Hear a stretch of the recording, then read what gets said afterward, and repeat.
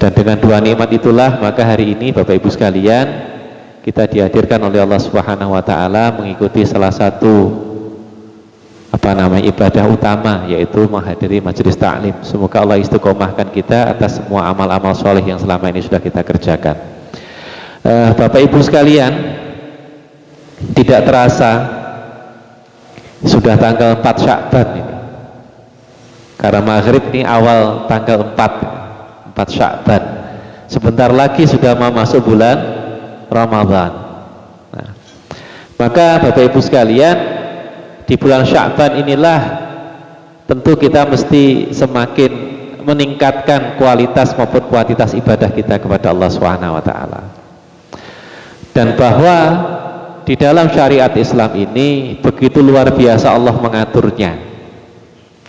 Setiap momen peristiwa itu adalah tazkirah, peringatan.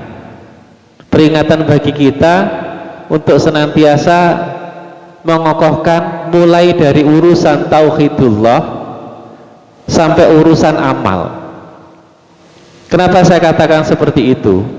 Sya'ban itu seolah-olah tidak ada sesuatu yang istimewa, seolah-olah. Sehingga bahkan dikatakan oleh Rasulullah Shallallahu Alaihi Wasallam bahwa bulan Sya'ban ini disebut sebagai yaghfulun nas, bulan yang sudah dilalaikan oleh manusia. Padahal pada bulan ini sesungguhnya terjadi peristiwa penting Bapak Ibu sekalian.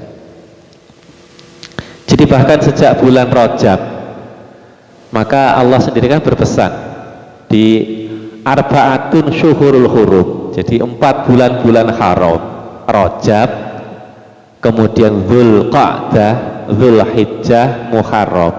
Itu diminta kita untuk meningkatkan ibadah pada Allah. La tadzlimu fihinna anfusakum, kata Allah. Jangan kamu zalimi diri kalian di bulan-bulan tersebut. Tentu maknanya adalah supaya kita maksimal melaksanakan perintah, sejauh mungkin meninggalkan larangan. Nah, akan tetapi ternyata begitu masuk Sya'ban pun tetap oleh Allah kita diberikan peringatan. Kalau Rajab kita ada peringatannya berupa Isra dan Mi'raj, dan itu sesungguhnya bagian daripada, kalau pada masa Nabi itu ujian keimanan. Bagaimana para sahabat itu dituntut untuk yakin, bahkan hakul yakin, bahwa Nabi melaksanakan Isra dan Mi'raj, sebuah perjalanan yang tidak masuk akal pada masa itu, karena kendaraan paling cepat kuda. Nah, ini Nabi mengabarkan bahwa beliau diperjalankan Allah Isra dari Makkah menuju Palestina, Mi'raj ke Sidratul Muntaha yang tidak tahu di mana itu tempatnya, balik lagi, sempat mengimami para nabi, mendapatkan perintah dari Allah, melihat begitu banyak peristiwa hanya dalam waktu semalam. Dan itu harus yakin. Dan memang dalam sirah dicatat ada beberapa sahabat yang jadi murtad gara-gara itu. Karena memang sulit Pak untuk mengimani pada waktu itu. Kalau hari-hari ini mudah. Secara ilmu sains begitu bisa dibuktikan Pak. Pakai relativitas umum itu ada rumusnya, dulu waktu SMA saya diajari. E sama dengan MC kuadrat kalau rumusnya diturunkan. Kalau benda bergerak dengan kecepatan V-nya itu sama dengan 0,8 C. C-nya itu konstanta tetap, yaitu kecepatan cahaya. Jadi kalau bergerak 80% kecepatan cahaya, maka T-nya 0. Waktu itu berhenti. Sehingga jangankan semalam Pak, kalau menurut teori relativitas umumnya Einstein, mau cuma 1 detik balik bisa. Itu zaman modern Pak, teknologinya sudah dipahami, meskipun belum mampu bikin kendaraannya, bikin buruknya belum bisa. Pada masa Nabi itu harus diyakini, bayangkan Pak, sudah jumlahnya sedikit, provokasinya sedemikian rupa dari orang-orang kafir, mereka harus beriman. Sudah begitu Bapak Ibu sekalian, ketika mereka kemudian oleh Allah ditakdirkan untuk hijrah, diperintahkan hijrah menuju Madinah, kira-kira 16 kila 17 bulan ketika Nabi itu hijrah, Pada bulan Sya'ban juga Rasulullah SAW itu diperintahkan oleh Allah untuk memindah arah kiblatnya. Jangan bayangkan Pak, tengah-tengahnya sholat loh Pak niku. Cara kula dados imam ngaten madhep kula tuh malih madhep ngetan jenengan betul bingung. Itu para sahabat dengan jumlah yang masih sedikit, di mana provokasinya orang-orang pada waktu itu orang Yahudi, orang munafik luar biasa. Yang Yahudi, Banu Quraidah dan seterusnya dan kawan-kawannya begitu banyak, termasuk orang-orang munafik yang dipimpin oleh Abdullah bin Ubay bin Salul. Kemudian tiba-tiba berbalik arah kiblatnya, dari sebelumnya menghadap utara, kemudian menghadap selatan. Terus masjid itu betul masih ngadep kulon Pak. Ngadep kulon itu mriki. Madinah itu Masjid Nabawi itu madepnya ngidul. Karena memang posisi Madinah ada di sebelah utara Mekah. Dulu sebelum menghadap ke Ka'bah, menghadap ke Mekah, Nabi itu sholatnya menghadap ke Baitul Maqdis, ke Palestina. Itu arahnya di sebelah utara. Tengah-tengahnya sholat turun ayat yang memerintahkan Nabi untuk berbalik dari menghadap Baitul Maqdis, berpindah menghadap Mekah, menghadap Ka'bah. Jangan bayangkan betapa beratnya jadi sahabat. Itu ujian iman Pak, ujian iman, bahwa apapun perintah dari Allah itu mesti diterima, bahkan ketika itu tidak masuk akal, ketika perintah itu kemudian tidak menyenangkan, tidak sesuai dengan selera kita. Terus kuno itu hawa nafsu itu memang harus ditundukkan. Jadi status sosial kita, selera kita itu tidak penting di hadapan Allah. Maka dikatakan orang yang mampu menundukkan hawa nafsunya itu adalah mereka-mereka yang mampu, kalau bahasa Quran itu, mengijabah seruan dari Allah dan Rasulnya. Monggo nanti di rumah bisa dibuka surah Al-Anfal 24. Dan memang surah Al-Anfal itu kalau kata beberapa ustadz itu surat yang spesial untuk para bapak. Jadi suratnya bapak-bapak itu surat Al-Anfal dan At-Taubah Pak. Nah, coba dibaca mboten namung napa bahasa Arabnya. Jadi bukan dikiroahkan saja, tapi juga coba angen-angen sak maknane. Tapi kalau ibu-ibu surat An-Nur. Ibu-ibu penting karena biasanya di sini terasa satu masalah gosip itu wonten An-Nur itu. Nah, masalah berjuang dan lain-lain, istiqomah itu wonten At-Taubah dan ada di Al-Anfal dan At-Taubah. Maka perpindahan suratnya tidak pakai bismillah, karena sesungguhnya beberapa ulama memaknai itu sebetulnya satu surat yang dipisah. Maka masuk At-Taubah kan langsung bara'atu minallah dan seterusnya, itu tidak pakai bismillah. Nah, di ayat ini Allah mengatakan, ayat yang ke-24 Al-Anfal, ya ayyuhalladzina amanu, wahai orang yang beriman, istajibu lillahi walir rasul, ijabahlah Allah dan Rasulullah ketika apa? Idza da'akum lima yuhyikum, ketika Allah dan Rasulnya menyeru kepada engkau, memerintahkan kepadamu menuju kepada kehidupan. Jadi syariat itu memang mengarahkan manusia menuju kehidupan, meskipun dohirnya menuju kematian. Napa bukti ini pun orang yang syahid gara-gara berperang di jalan Allah. Dikatakan oleh Allah jangan disebutkan mereka itu mati, tapi mereka sesungguhnya hidup di sisi Allah. Nah, maka di ayat yang lain Allah mengatakan kenapa tentang berkaitan dengan syariat itu mesti diterima seutuhnya, nggak boleh pilih-pilih. Dan itu memang sudah diajarkan oleh Allah melalui Rasul dan para sahabat dengan berbagai macam momen-momen yang memang menggoncangkan keimanan banyak para sahabat.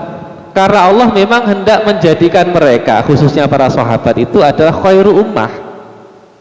Maka contohnya untuk kita pun juga contoh yang paling baik Bapak Ibu sekalian. Kuntum khaira ummatin ukhrijat linnas. Jadi konteks ayat ini pada saat turun itu memang spesifik untuk sahabat Nabi, bahwa mereka adalah manusia terbaik, umat terbaik yang pernah dimunculkan oleh Allah di tengah-tengah manusia.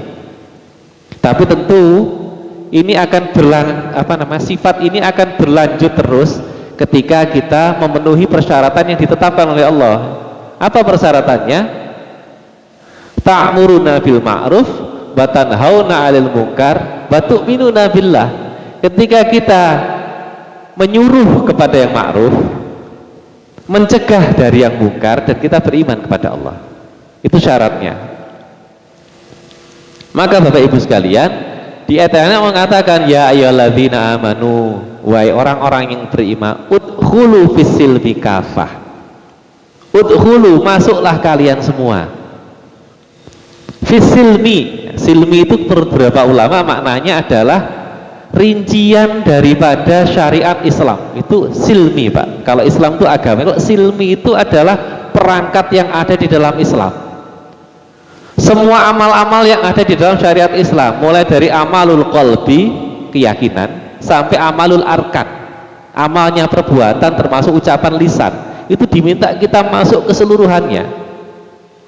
Bisilmi kafah, keseluruhan, tidak boleh milih-milih. Setidaknya para ulama menekankan kepada kita adalah kita menerimanya seutuhnya, bahwa urusan mengamalkan tentunya semua ada prosesnya, masing-masing orang punya kemampuan yang berbeda-beda. Tentu batas minimalnya adalah melaksanakan yang wajib, kemudian ditambah yang sunnah. Maka sunnah itu nama lainnya adalah nafilah, tambahan, yang setiap kita tentu tidak sama kemampuannya, tapi kalau wajib harus, tidak boleh tidak, mesti dikerjakan. Idza da'akum lima yuhyikum, kata Allah, mesti diijabah, disambut, diterima, baik dengan sukarela ataupun dengan terpaksa. Ketika datang perintah dari Allah, tidak boleh milih. Arep Ramadan, nek poso aku ratek kuat, wis rasah poso ya. Yang penting sedekahnya yang banyak, misalkan. Tidak bisa begitu. Atau si model-model rada medit misalkan, nek poso oke, tapi nek sedekah tidak bisa. Semua harus diterima seutuhnya. Mungkin untuk perempuan, wah gak adil ya, gak zamannya emansipasi, mosok warisan jatahku separuh dari laki-laki misalkan. Lah kalau bapak-bapak itu boleh 4 ya, kan begitu. Nggih Pak, nggih boleh loh, nggih mubah nggih Bapak Ibu nyuwun sewu, bapak-bapak niki pengumuman mubah. Jadi yang dikatakan sunnah Rasul itu Rasul pernah melaksanakan yang seperti itu. Tapi nek hukumnya dari sisi wajib, sunnah, mubah, itu maksudnya mubah nih, tidak masuk sunnah. Hanya sedikit ulama yang mengatakan ta'addud itu sunnah, hukumnya mubah, tentu dengan konsekuensinya, ngaten Pak Fri nggih. Jadi Bapak Ibu sekalian, ini saya sampaikan, jadi syariat itu ketika kita terima seutuhnya, itu sesungguhnya yang memberikan kehidupan kepada kita. Hidup yang sesungguhnya itu ketika kita mengikuti syariat pasti baik, pasti nyaman hidup kita. Bahwa di awal-awal tidak nyaman karena memang jiwa kita masih dipenuhi oleh hawa nafsu. Dan yang menarik Bapak Ibu sekalian, Sya'ban itu kita diingatkan kembali tentang urusan yang satu itu. Jadi Allah itu ketika memberikan nama atas segala sesuatu itu punya makna, termasuk memberikan nama bulan. Meskipun asal mulanya bulan dalam kalender Hijriyah, kalendernya orang-orang Arab pada waktu itu memang ada kaitan dengan musim nama-namanya. Rajab itu maknanya cair. Kalau Sya'ban itu maknanya lembah, itu mana asalnya. Nanti mungkin lain kesempatan saya jelaskan. Karena ini kita fokus ke Sya'ban kemauan, waktunya pendek. Jadi orang Arab itu rada aneh. Perhitungan kalendernya itu dasarnya bulan. Tapi nama-nama bulannya itu menunjukkan musim. Rabiul Awal, Rabi itu maknanya musim gugur. Rabi itu gugur, musim gugur. Padahal kalau pakai bulan kan geser terus nih, kan kalau pakai matahari dia tetap musimnya. Kalau Jumada, Jumadil Ula, Jumadil Thani, itu maknanya beku, jadi musim dingin. Jadi di sana itu musim gugurnya 2 bulan, musim dinginnya juga 2 bulan, musim seminya juga 2 bulan. Jadi musim seminya pada saat Rajab, Rajab itu maknanya cair. Kemudian Sya'ban, Sya'ban itu maknanya lembah. Jadi waktunya orang-orang Arab itu turun ke lembahnya untuk menanam. karena kondisinya memang pas untuk bercocok tanam. Rajab itu caranya mulai dipersiapkan, diairi dan seterusnya. Pada saat bulan Sya'ban itu mulai ditanami. Nah, makna lain daripada Sya'ban itu adalah Sya'bun. Sya'bun itu kelompok-kelompok, dan ini memang berlaku khususnya untuk orang Mekah. Jadi Mekah itu kalau sudah bulan Sya'ban, pada masa lalu sebelum Nabi SAW lahir, itu mereka bikin grup-grup kecil, Pak, kelompok-kelompok kecil untuk apa? Keluar dari kota Mekah, cari air. Untuk apa air itu dicari? Persiapan mau datang Ramadan. Ramadan dari kata Ramadan, panas, Pak. Maknanya panas juga bisa bermakna gosong. Maka di masa Umar bin Khattab itu terjadi masa paceklik disebut Amul Ramadan, Amul Ramadan. Itu sebuah sebuah tahun di mana terjadi paceklik panjang sehingga Madinah itu warnanya jadi abu-abu, semua tanaman kering. Maka disebutlah Amul Ramadan, hangus, areng. Ramadan itu kan panas sehingga mereka butuh persiapan banyak air. Maka pada saat bulan Sya'ban dibentuklah kelompok-kelompok kecil keluar dari Mekah untuk cari air. Nah, jenengan kok mboten tanglet zam-zami terus pripun? Menapa mboten dimanfaatke? Lah niki jane kula nunggu lho pertanyaan niki jane. Kok mboten enten sing tanglet? Kados riyin misalkan ketika Abraham beto gajah, niku oleh gajah kok king pundi? Jenengan mboten nak tanglet riyin, Pak. Gajah niku king Arab napa saking Afrika? Lah nggih, teng Arab enten gajah, Pak. Lalu jenengan mboten tanglet riyen oleh gajah king pundi? Sares wekdal mawon niku. Lah niku kula crita sing niki. Jenengan kok mboten tanglet zam-zame pripun wong zam-zam niku diparani wong pirang-pirang yuta nggih mboten garing to, Pak nggih. Wong nek mantu mesti beto 5 liter, nek perlu beto aqua dibutol kalih lakban. Pak Prayit iki mesti riyen. Lah mboten telas lho Pak niki nggih. Lah, kenapa dulu kok orangnya masih sedikit malah keluar dari Mekah? Lah, nek kula cerita sekedhik. Nek mboten enten dongeng itu bosen Pak nggih. Nah, dados ngaten. Zam-zam itu pernah hilang Bapak Ibu sekalian. Hilang dalam pengertian mboten kok garing, mboten. Tidak mungkin zam-zam itu kering karena memang Allah yang itu mukjizatnya Allah. Mukjiz itu kan maknanya adalah tantangan, sebetulnya makna asalnya mukjiz itu tantangan. Allah itu nantang. Nah ini sumur bukan sembarang sumur. Maka pernah kan dulu di Arab itu raja Arab itu dihapusi wong Eropa saking penasaran, Pak, ini sumur Zam-Zam itu tercemar bakteri patogen yang berbahaya, kudu dikuras, ditekani niku, Pak. Cara mriki sibel nggih, cara mriki nggih sing paling kuat, Pak, mboten purun garing, pusing akhirnya. Terus ngaku bahwa ini memang betul-betul mukjizat dari Allah. Mukjiz itu nantang, Pak, maknanya gitu loh, dari Allah. Sapa sing iso nandingi, kira-kira begitu. Nah, tentu tidak kering, tapi kenapa kok bisa hilang? Diuruki, Pak. Jadi Zam-Zam itu pernah diuruki sampai tidak dikenali lagi, jadi sumur mitos kata akhirnya. Ya, kayak nek teng mriki enten sedang derajat nggih. Lah niku mitos tenanan niku teng Gunung Lawu niku.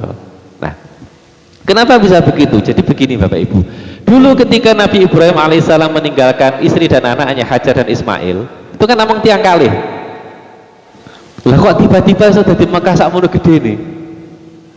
Nah, singkat cerita, ketika sumurnya sudah muncul Zam-Zam tadi, maka tentu kan banyak binatang datang setelah beberapa hari. Jadi burung berputar-putar di atas air biasanya kan ngaten. Lah, pada saat yang hampir bersamaan pada masa itu, daerah Sabak itu saat ini Yaman. Itu setelah dulunya dibarokahi oleh Allah karena dulu beriman mengikuti Nabi Sulaiman alaihissalam. Itu kan dikabarkan betapa makmurnya Sabak, sampai dalam Quran kan disebutkan wong ngarep ngepek wit ngaten wite sing mentelung, Pak. Mboten usah bingung golek singgek. Wite sing mentelung. Itu kalau di hadis dan Quran disebutkan begitu. Buah tinggal diambil. Tapi karena dinyamankan mereka lupa kepada Allah, maksiat kepada Allah, menyembah berhala lagi, menyembah tauhid, maka diberi azab oleh Allah. Di sana ada bendungan besar namanya Ma'rib. Bendungan dijebol, Pak. airnya habis, merusak semuanya, sehingga Sabak yang dulunya makmur kemudian menjadi gersang, semuanya mati, Pak. Cuma ada tanaman-tanaman yang tidak bisa dimakan, yang buahnya rasanya pahit, tidak ada daun, yang ada cuma duri tok. Tempat kematian, maka disebutlah kemudian daerah itu sebagai Hadramaut.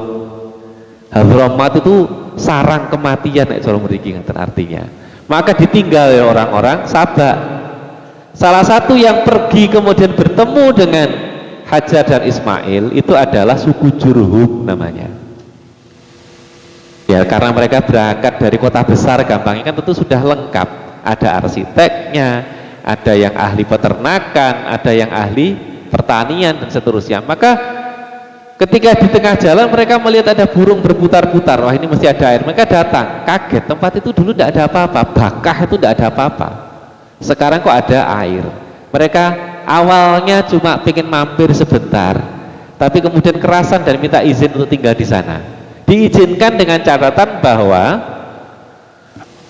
Ka'bah, jadi Ka'bah itu dulu sudah ada berupa bangunan yang sedikit gundukan tanah lebih tinggi di daerah paling cekung, di wadid ghairi dzi zar'in, kan gitu kan, di wadi yang paling bawah itu, dengan catatan tadi Ka'bah dan sumur Zam-Zam itu menjadi haknya Ismail dan keturunannya, kira-kira begitu. Maka mereka tinggal di sana. Singkat cerita, orang-orang Jurhum makin banyak di sana.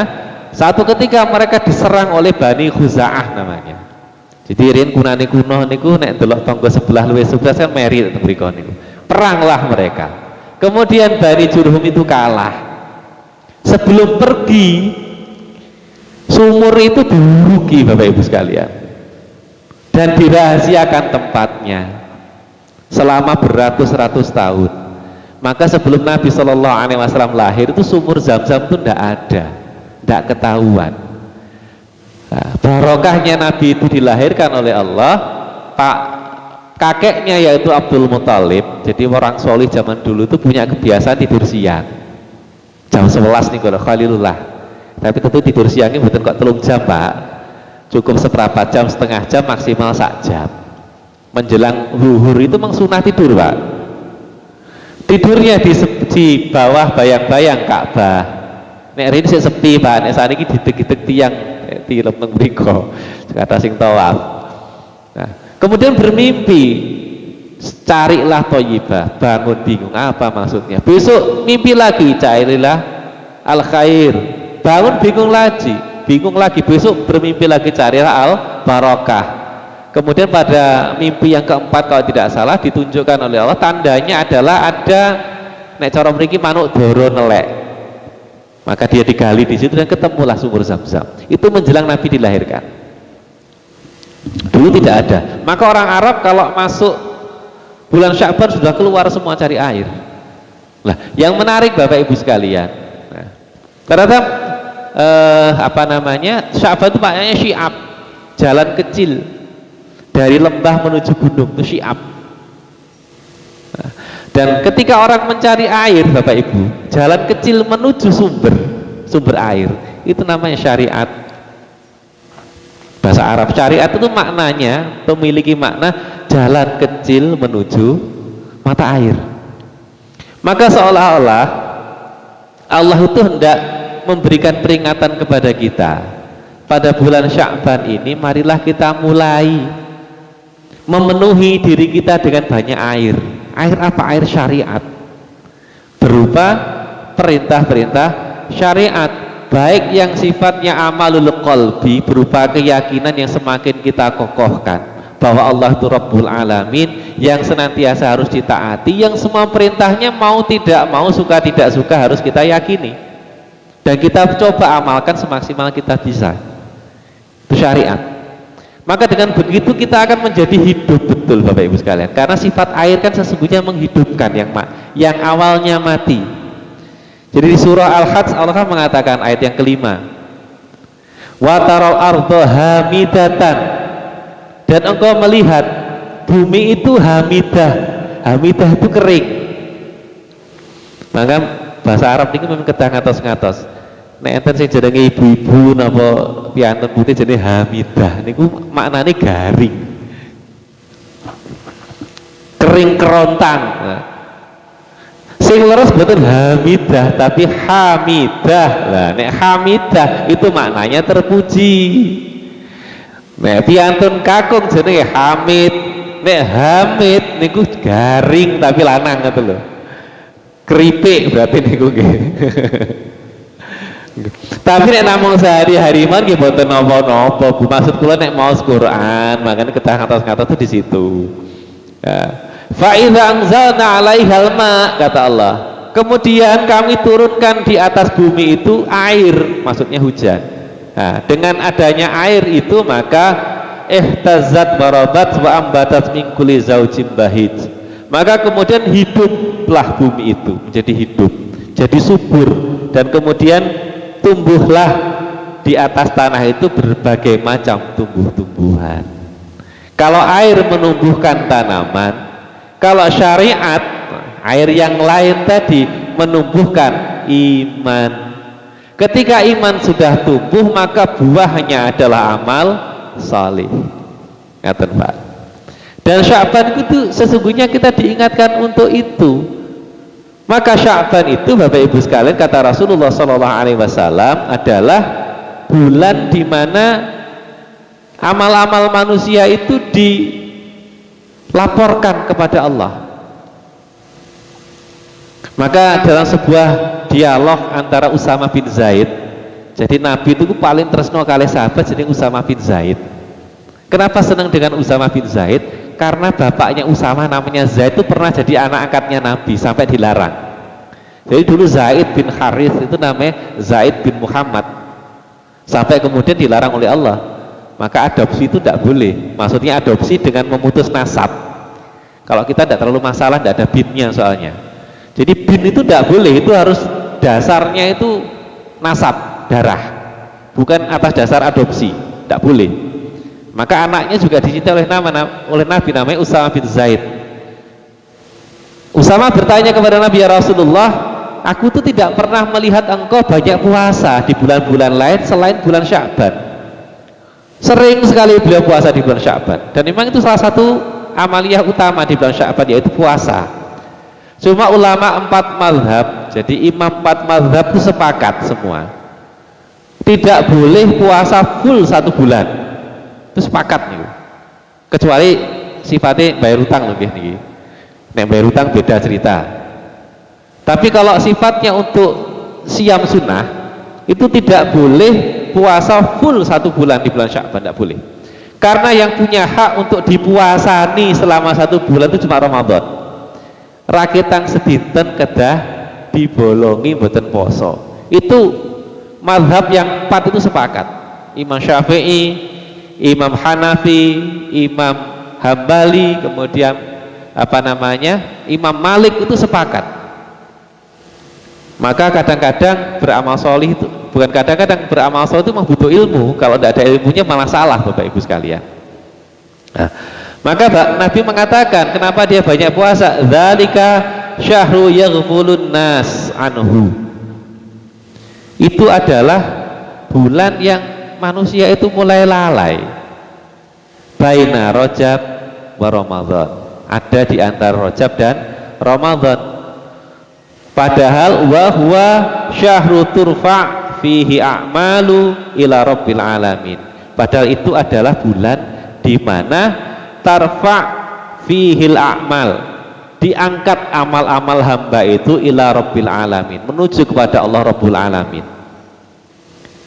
Maka kata Nabi, fa'ahibbu, maka aku sangat suka ayurfa amali, ketika amalku itu diangkat, dilaporkan kepada Allah, wa ana shaimun, aku itu dalam keadaan puasa, itu kata Nabi. Maka Sya'ban itu menjadi penting untuk kita banyak amal solih Bapak Ibu sekalian. Meskipun laporan malaikat itu bukan namung Sya'ban, ada yang harian. Kapan? Subuh dan asar. Maka 2 sholat itu kata Nabi disebut sholat bardain, yang fadilahnya besar. Nek subuh kok tilem mawon Pak, malaikat itu kan ada shift malam, shift pagi. Yang shift malam selesai naik menghadap Allah dan tidak balik lagi. Sampai di sana ditanya oleh Allah, si fulan ngapain? Film Gusti. Nah, begitu kira-kira laporannya. Lemengke pas asar nggih tilem malih Pak. Malaikat yang shift siang balik ngaten. Tanglet melala shift fulan pripun? Piye iki mau? Tilem Gusti, wah iki wong turu tok ae garapane kan ngaten. Meskipun Allah Maha Tahu tapi laporannya begitu. Maka marilah pada bulan Sya'ban ini kita perbaiki amal-amal kita. Nah, kemudian berikutnya apa lagi?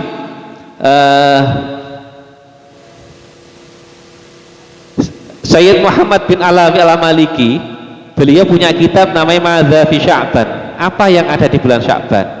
Yang dua sudah saya sebutkan, pengalihan kiblat. Kemudian yang kedua adalah bahasanya laporan amal kepada Allah. Dan yang ketiga adalah pada bulan Sya'ban itulah saatnya turun ayat perintah untuk bersolat kepada Nabi. Ayatnya bapak-bapak mesti apal sedanten. Soalnya paling boten tiap Jumat nih mesti diwaos nih. Pada khutbah kedua saat daringipun maos doa.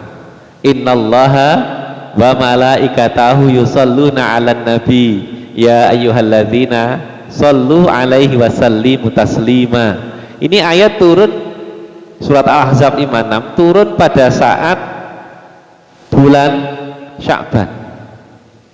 Maka Ibnu Abi Syai' Al-Yamani mengatakan Sya'ban itu bulan sholawat, yang tentunya salah satu di antara amal solih yang mesti diperhatikan adalah urusan sholawat Bapak Ibu sekalian. Itu kadang-kadang ya sing rodok kengaloren kengaloren banget sampai sholawat itu seperti segala-galanya gitu. Sholawat itu sih digedek nih, tapi itibak Nabi ini mboten. Taklimi nggih mboten patek tenanan. Yang satunya lagi taklimi sregep, ibadah sregep tapi sholawat rasa-rasen. Tapi nggih sing luwih nemen melih. Ibadah nggih mboten, sholawat nggih mboten, niku paling nemen nek niku. Nah, padahal Bapak Ibu sekalian, Nabi itu luar biasa. Mestinya kalau kita tidak banyak sholawat itu kita malu. Kita balik sedikit di bulan Rajab ketika Nabi Shallallahu Alaihi Wasallam dimi'rajkan oleh Allah. Perintahnya kan satu, sholat. Dan itu tentu perintah luar biasa penting Bapak Ibu. Jangan bayangkan kalau tiba-tiba saat ini, hari ini Pak Prayit itu pikantuk surat kopi istana Pak, gambar Garuda nih. Kira-kira suratnya penting apa mboten nih kira-kira? Surat dari istana kan mboten mungkin namung oleh BLT, kan mboten mungkin dadak saka kopi istana, gak mungkin, mesti penting. Wah niku nek buka ya alon-alon nang dhuwure Mesicom ngene. Ben ngelontok lime niku. Bariku bolak-balik diwaos sampai apal. Nek perlu dipigura disemprot parfum. Nah itu kalau saya mengibaratkan Quran, kalau yang asalnya dari Allah kan pakai kurir nggih niku nggih suratnya. Quran sering kita baca sehingga sampai apal kan ngoten Pak nggih kalau jeneng kalih Quran nggih. Lah saya cuma ingin memberikan analogi nggih. Nah, sementara ketika kemudian tiba-tiba teng lapangan mriku ada helikopter turun, Pak Prayit, terus ajudan keluar. Pak Prayit atas perintah Bapak Presiden, penjenengan sekarang harus ikut kami menuju ke istana. Ada tugas. Kira-kira tugasnya penting apa mboten? Mesti penting sekali. Nah, perintahnya adalah sholat. Saya tidak ingin hendak membahas tentang pentingnya sholat. Saya cuma ingin membayangkan ketika kita menjadi Nabi Shallallahu Alaihi Wasallam. Dapat perintah sholat berapa kali Bapak Ibu? Asli 50 kali sebelum diskon loh niku nggih. Asli 50 kali. Meskipun Allah tahu persis gak mungkin 50. Sing seneng bal-balan mesti Rasulullah nih. Tapi Allah siapkan Nabi Musa di langit kesekian itu supaya nanti minta supaya dikurangi. Tapi yang ini saya maksudkan di sini loh.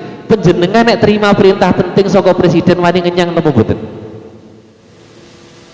Mboten wonten to nggih. Nabi lah kenyang ping pinten? Ping 9 lho Pak. Jenengan ren diperintah atasan pantun kenyang Pak. Ora mboten mantun. Ini bukan cuma sekedar atasan, ini Rabbul Alamin yang menguasai alam semesta, tapi kelingan kita Bapak Ibu. Rumahku sudah diopo deh ping 50 kira-kira kan begitu. Dinyang sampai 9 kali. Itu menunjukkan betapa cintanya Nabi kepada kita. Ketika nazak beliau sakaratul maut yang diucapkan sebelum kalimat thayyibah tentunya ummati, ummati, yang diingat umatnya. Kemudian kemudian ketika merasakan beratnya naza, yang kata Nabi seperti disabet pedang 70 kali, beliau munajat, ya Allah, kalau naza itu segini beratnya, kumpulkan semua beratnya nazanya umatku untuk aku saja, jangan sampai umatku merasakan yang sama seperti yang aku rasakan. Pun ribet banget ini Pak. Itu Nabi Sallallahu Alaihi Wasallam. Padahal nek diangen-angen Nabi dakwah ini mboten oleh apa-apa Pak. Orang terdekat yang beliau kenal itu kan Abu Thalib, tidak mau beriman. Lah cara kula jenengan prayus mudung Pak. Napa kenal kalih kula? Bangsane mon beda, sing mriku Arab, sing mriki Jawa, sing kono Mancung, sing kene pesek kan ngaten Pak. Tapi dipikir oleh Nabi. Dan di hari akhir beliau juga masih berpikir bagaimana memberikan syafaat kepada umatnya. Lah, maka dari itulah kemudian sholawat ini menjadi satu-satunya syariat yang diberikan kepada umatnya Allah ini. Jadi umatnya Nabi Shallallahu Alaihi Wasallam inilah yang diberikan syariat berupa sholawat. Motif utamanya yang pertama Bapak Ibu sekalian, yang ini kita harus paham. Kersane sholawat bukan kengaloran kengidulun bau. Itu sesungguhnya memelihara tauhid Bapak Ibu. Sholawat itu memelihara tauhid. Kenapa seperti itu? Karena tepat sebelum Nabi Muhammad, kan Nabi Isa alaihissalam ya, umatnya kan mengalami kecelakaan akidah yang fatal. Apa kecelakaan akidahnya? Musyrik. Karena Nabi Isa anaknya Maryam itu diposisikan sebagai anaknya Tuhan. Padahal Isa itu nabi manusia biasa. Maka Allah tidak menginginkan kejadian yang sama menimpa kita semua. Padahal Nabi Muhammad SAW adalah makhluk terbaik. Maka diperintahkannya sholawat. Kenapa begitu? Karena sholawat itu selalu diawali dengan Allahumma. Allahumma itu artinya, ya Allah, aku meminta kepada Engkau. Maksudnya Allah yang memberi, Rasulullah yang menerima. Sehebat apapun Nabi, tetaplah beliau manusia. Tapi tentu bukan sembarangan manusia. Wong beliau itu makhluk terbaik. Tapi bagaimanapun baiknya, beliau tetap makhluk. Sehingga dengan pemahaman seperti ini, mau seperti apapun matan atau lafadznya sholawat aman. Yang jadi masalah itu adalah ketika tidak paham hakikatnya sholawat. Mau dilafadzkan seperti apapun ya nanti hulu berlebih-lebihan bahkan kultus. Tapi ketika sudah paham seperti ini tidak ada masalah mau seperti apapun lafadz sholawatnya. Karena Allah tidak menghendaki umat Islam ini tergelincir melakukan kesalahan yang dilakukan oleh orang-orang Nasrani. Maka kita perbanyak sholawat kepada Nabi Shallallahu Alaihi Wasallam. Dan semua hal yang saya sampaikan tadi Bapak Ibu sekalian, ujungnya adalah tentu meningkatkan kualitas takwa. In akramakum indallahi atqakum, dan target terdekatnya adalah tarhib Ramadan. Sehingga Sya'ban itu seperti kata para ulama dikatakan sebagai sya'abun, nembel. Jadi kalau diibaratkan 10 bulan itu kita sudah banyak aktivitas, banyak kurang-kurangnya Pak, ditempelnya di bulan Sya'ban. Begitu masuk Ramadan itu pun utuh. Karena bisanya manusia beramal secara maksimal itu ketika ruhnya juga utuh. Mungkin itu Bapak Ibu sekalian saged kula aturaken, sudah masuk waktunya sholat Isya. Ada kurang lebihnya saya mohon maaf. Aku qouli hadza astaghfirullah wa lakum. Assalamualaikum warahmatullahi wabarakatuh.